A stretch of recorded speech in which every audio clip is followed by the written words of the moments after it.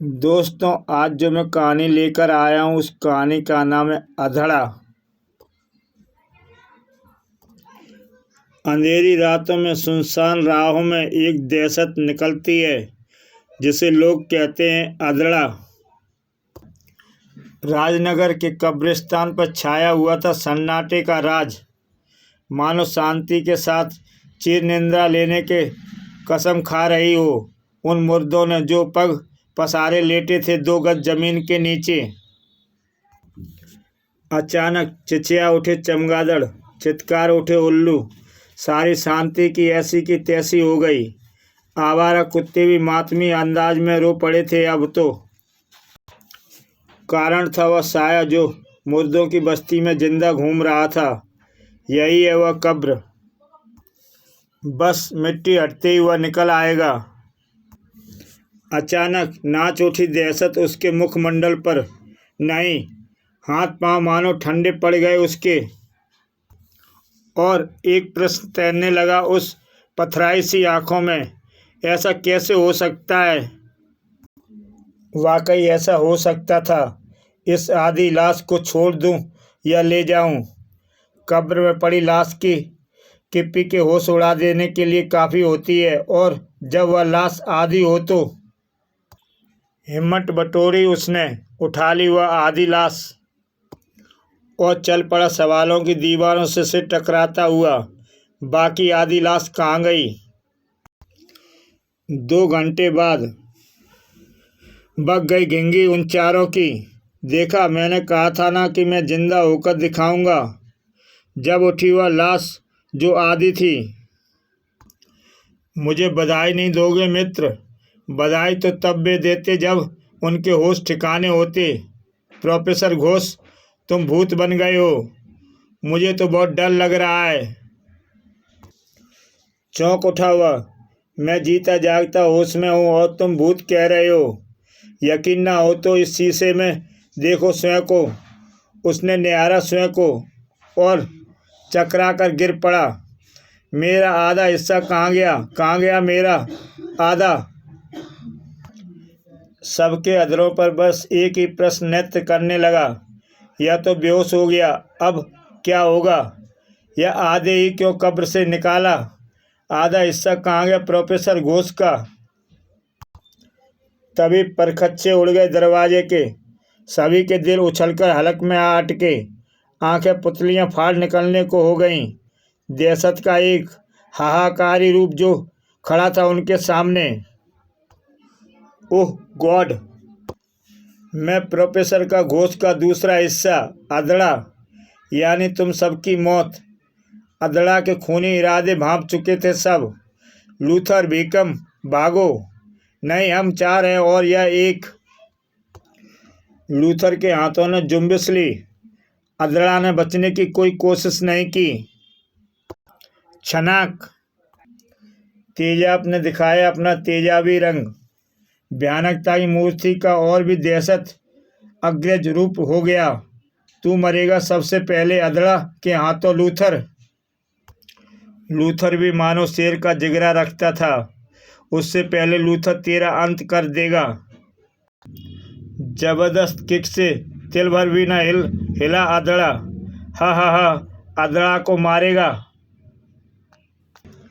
जबकि अधड़ा की ठोकर ने उसे फुटबॉल बना डाला। इधर तीनों भाग चलो प्रशांत, बीकम, मगर लूथर छोड़ो भी उसे। लूथर पर अधड़ा के कहर का घड़ा फूट रहा था। फिर अधड़ा की इकलौती आंख धधक उठी और धधक उठा लूथर का जिस्म।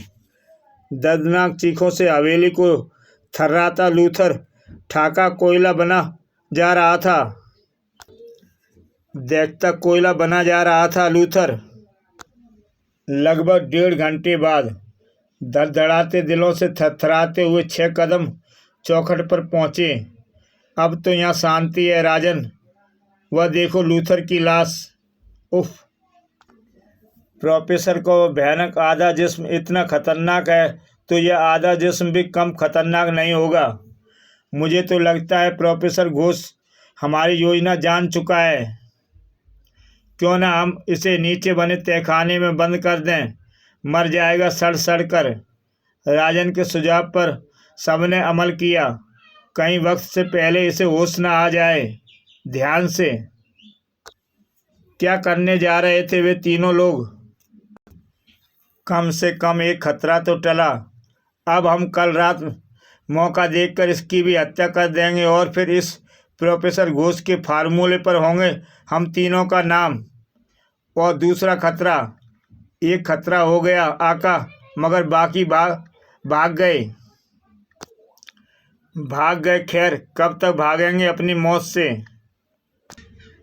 कल की रात उनके भी नसीब में मौत लिखी है। उधर प्रोफेसर घोष को आया होश। हे भगवान, यह क्या हो गया? मैंने क्या सोचा और क्या हुआ? मेरे ही मित्र मुझसे दगा कर गए, मुझे बंद कर दिया मरने के लिए। तभी आती हुई पदचापों में खड़े कर दिए उसके हाथ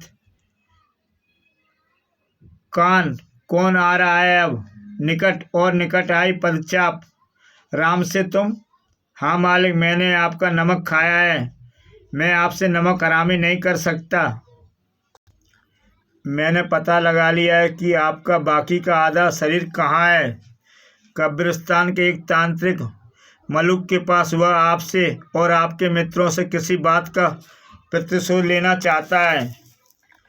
इसके लिए वह तंत्र शक्तियों से अधड़ा बनाना चाहता था और उसे किसी की आधी लाश की जरूरत थी। आधी लाश? हाँ, और संयोग से वह आपके मृत शरीर के पास पहुंच गया। हाँ, अब मैं बनाऊंगा अधड़ा और इंतकाम लूंगा। आपके शरीर का आधा भाग काट कर ले गया वह। मैं उस मलुक का खून पी जाऊंगा। उसने मुझे ही अधड़ा बना दिया। एक खबर और है, कल जब आप बेहोश थे तो आकर लूथर साहब की हत्या कर दी। तब आपके मित्रों ने आपको इसलिए कैद कर दिया ताकि वे आपके फार्मूले पर अपना नाम लिख कर वाई लूट सकें। बस करो। राम से मैं उन सब से हिसाब चुकाऊंगा। तुम मुझे आज़ाद कर दो। आज़ाद था अब प्रोफेसर घोष। राम से यह बात किसी से न कहना। नहीं कहूँगा मालिक। दिन में तो लोग मुझे हर हालत में देख भय खा जाएंगे। रात ही उचित रहेगी उन दगाबाजों के लिए। वह रात बहुत भयानक थी। हर तरफ कायम था सन्नाटे का साम्राज्य। अचानक उस कार की ब्रेक हलक फाड़कर रो पड़ी। बड़ी लापरवाह कर्मचारी हैं। दूसरे पल छक्के छूट गए प्रशांत के। जब निकली फूदकर मैन हॉल से दहशत। हवाइयाँ उड़ने लगीं। अधड़ा, मुझे माफ़ कर दो। अधड़ा के जिस्म से लपलपाई मौत।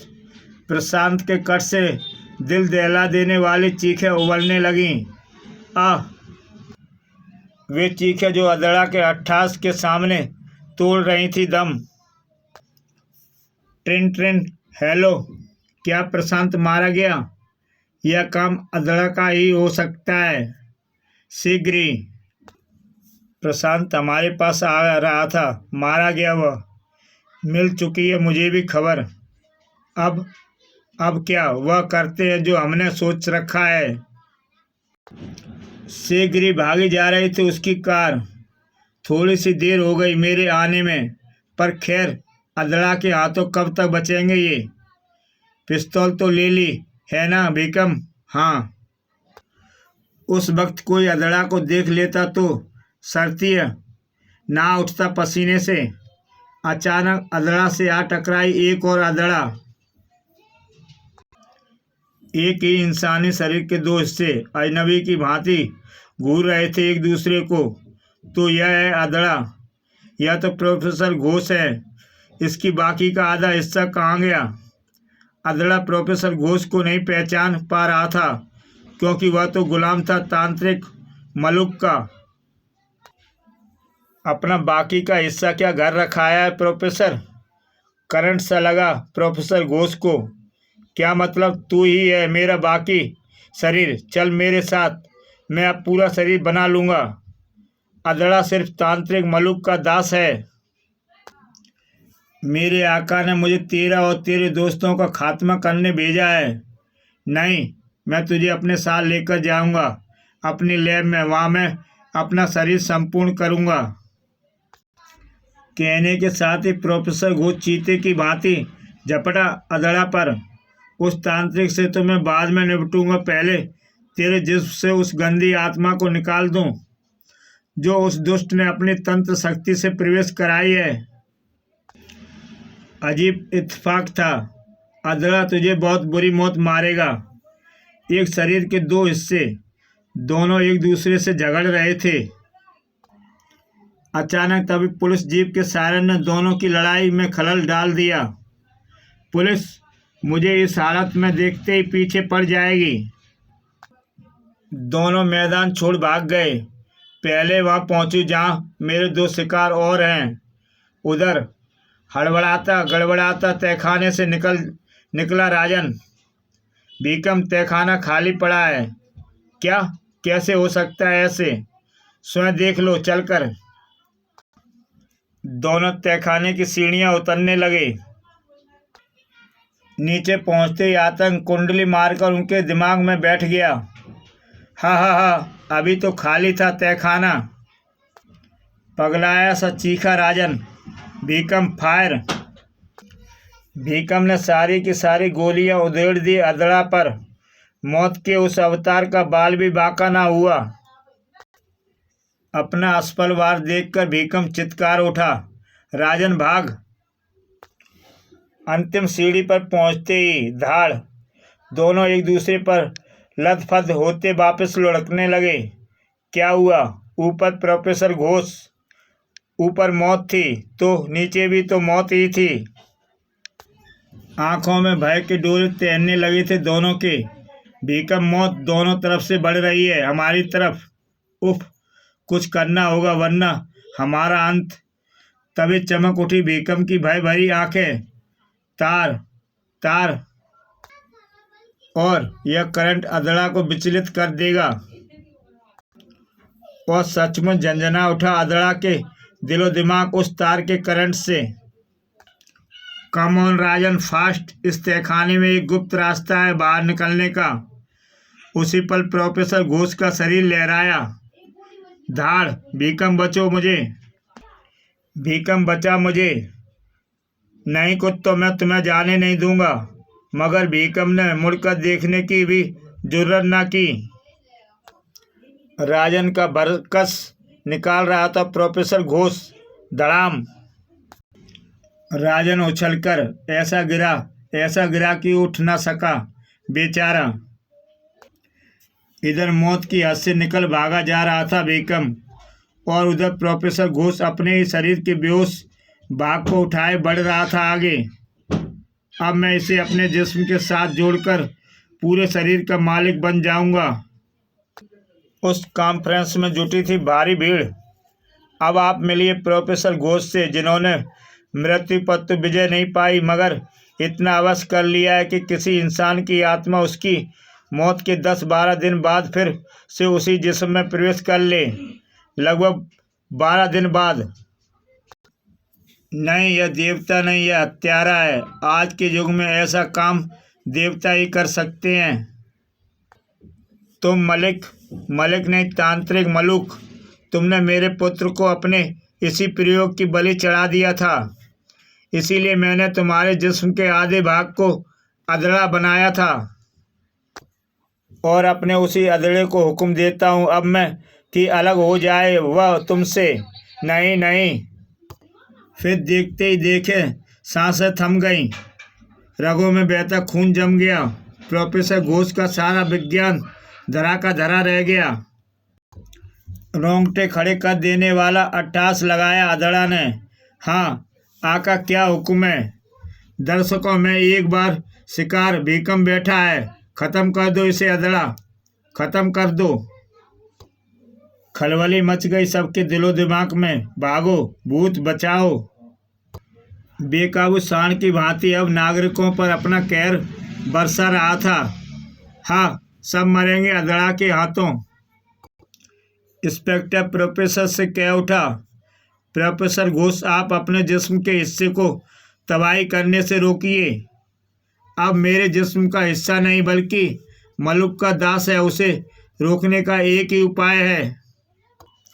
क्या उपाय है? मुझे गोली मार दो, वह मर जाएगा, क्योंकि दिल एक ही है हमारा, और जब दिल की धड़कन बंद हो जाती है तो शरीर का अंत हो जाता है। लड़खड़ा उठी इंस्पेक्टर की जुबान। नहीं, मैं आप जैसे त्रिमूर्ति को गोली नहीं मार सकता। तुम्हें गोली मारनी पड़ेगी मुझे, वरना वह तबाही मचाता रहेगा और मैं वास्तव में गुनाहगार हूँ। हम लोगों की गलती से ही मरा था मलुक का पुत्र, फिर भी अपने विज्ञान को नई दिशा दी है। अचानक प्रोफेसर ने छीन ली रिवॉल्वर। तुम गोली मारने से डरते हो कैसे इंस्पेक्टर हो? प्रोफेसर झपट पड़ा। इंस्पेक्टर, नहीं प्रोफेसर। और प्रोफेसर ने अपने आप को गोली मार ली।